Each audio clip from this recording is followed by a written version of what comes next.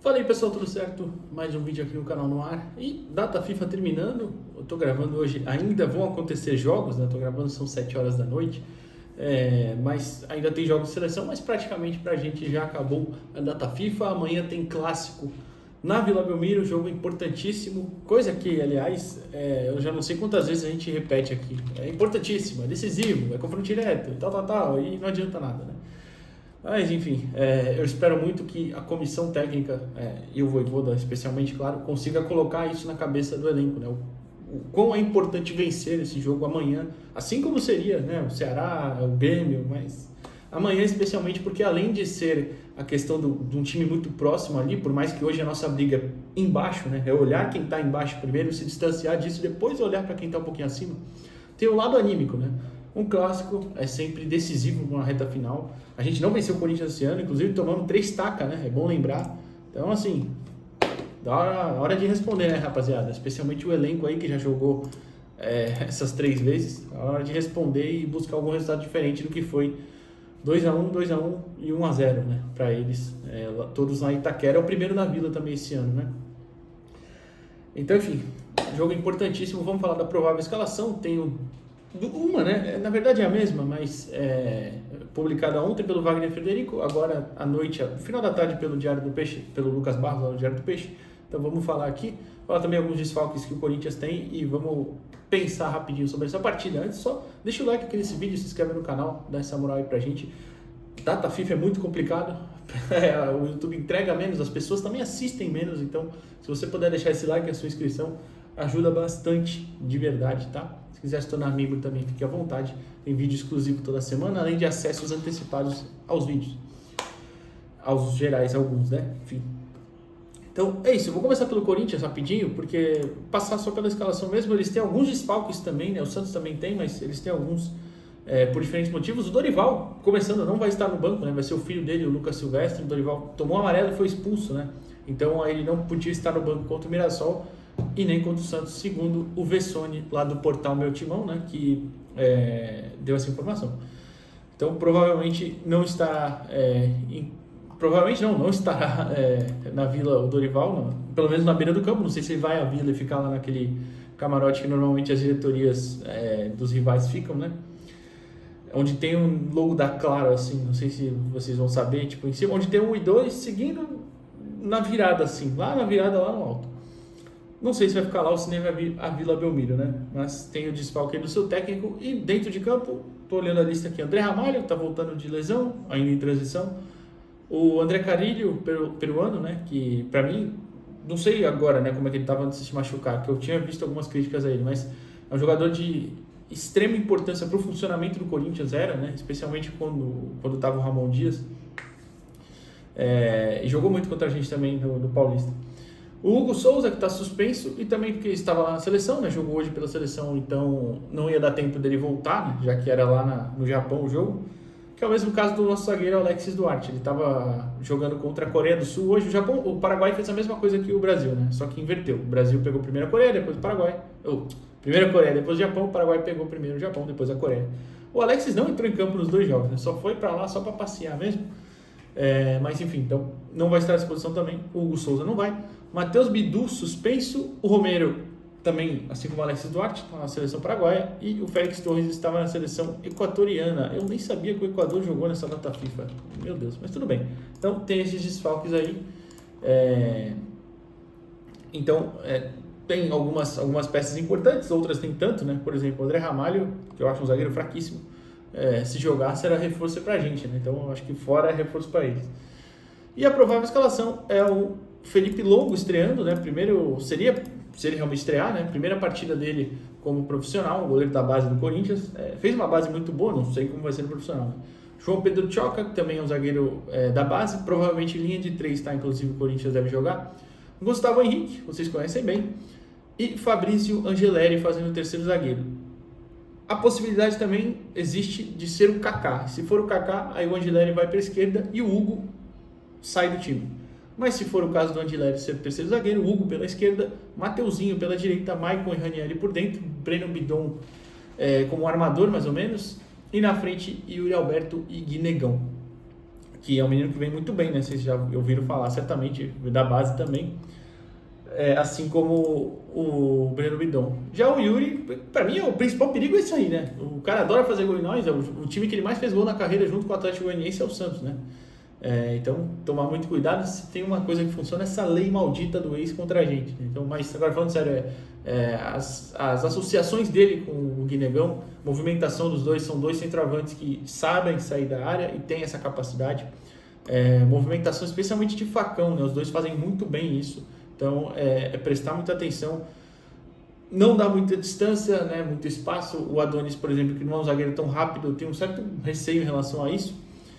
Tem que prestar muita atenção nisso. Claro, outras coisas, por exemplo, o Mateuzinho, acho que jogando pelo lado direito hoje, sem o Bidu, tendo o Hugo ou o Angileri na esquerda, tanto faz, acho que o Mateuzinho vai ser o cara que vai ter essa liberdade para subir mais pelo lado direito, o que pode impactar para o lado positivo e negativo para a gente com a provável Souza ou Escobar ali, que a gente vai falar mais para frente. Então, assim, só levantando pontos aqui, não é muito a fundo, mas são algumas questões que o Santos tem que tomar cuidado.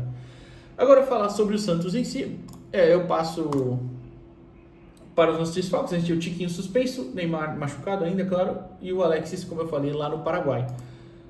O nosso querido Vitor Hugo, fugiu o nome dele, volta, né? Deve estar à disposição depois de lesão na coxa, assim como o Gabriel Bontempo, que já tinha ficado no banco contra o Ceará, inclusive deve jogar, né, nessa partida.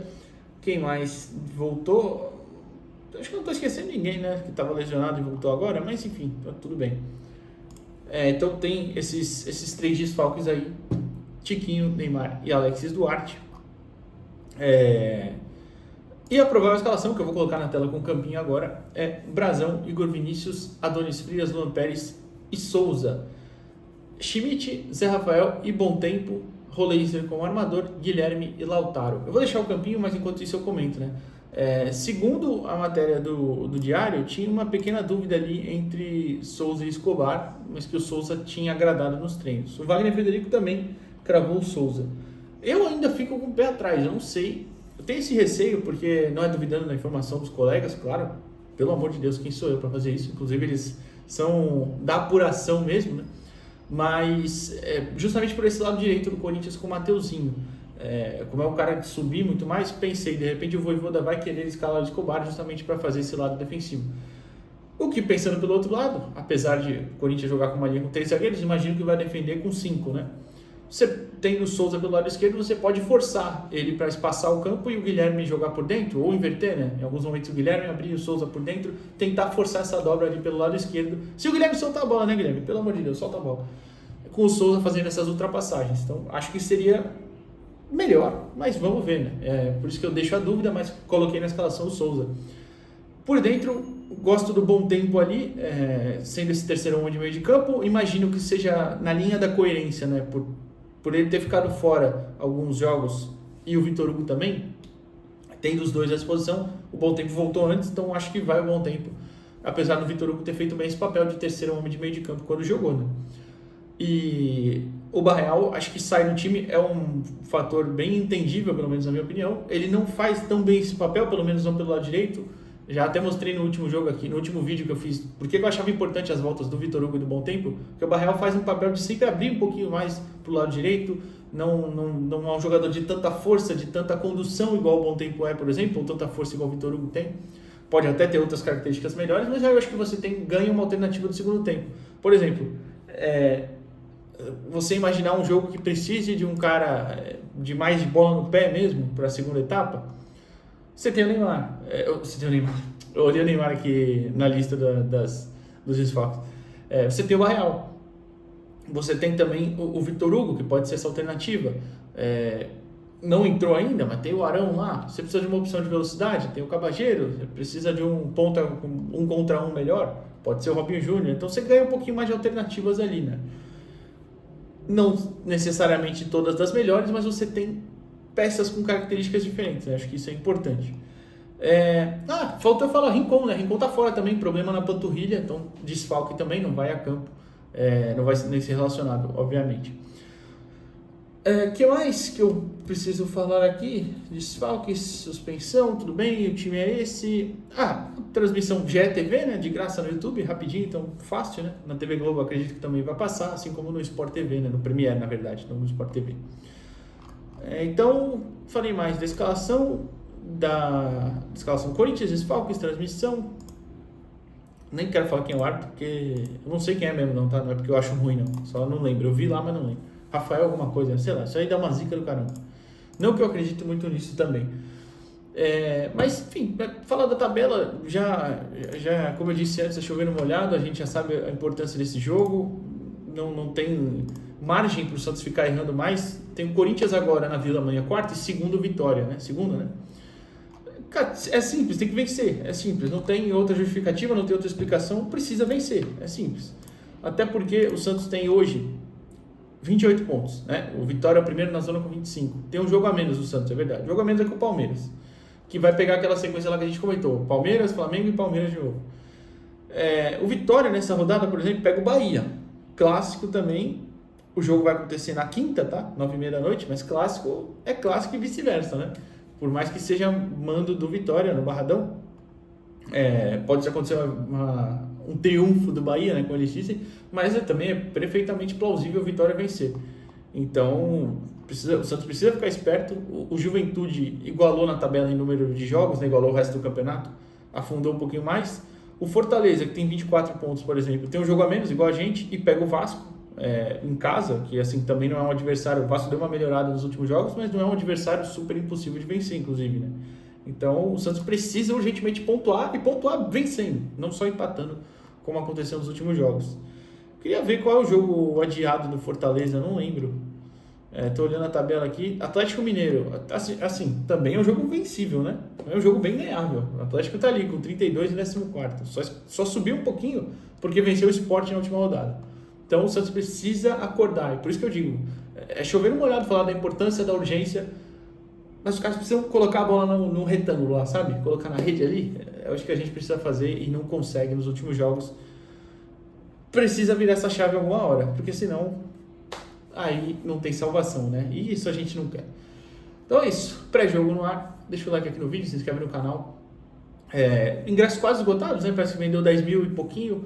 Ainda tem alguns ingressos aí. A carga normalmente é 11.500. Então, o horário é horrível, é bem verdade. Mas tomara que a gente consiga lotar a Vila para fazer uma boa atmosfera, né? Para vencer esse jogo. A gente precisa urgente. Valeu, pessoal. Até amanhã.